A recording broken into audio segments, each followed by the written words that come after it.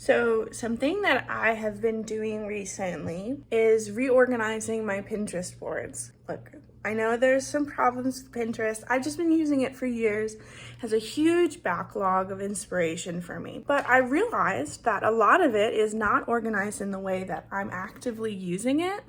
Like, for example, I have a board on fashion, and it was split into like runway and adjacent, like modern, historic, distressed, dystopian, things like that. But I realized mostly I use these boards and sections for finding inspiration for like certain practices of mine. So what I did is I went through my entire Pinterest, I archived all my boards that I want to reorganize, and then I'm going through, it's taking forever, and I'm going through and reorganizing all the boards into new boards and sections that are actually like representative of how I want to use them. So instead of having a fashion board, also like things that I want to make for myself and things that I want to wear, and also things that I want to make to sell, things like that. I have one board, garments and costumes, that is split into sections for the different types of garments and costumes that I like to design.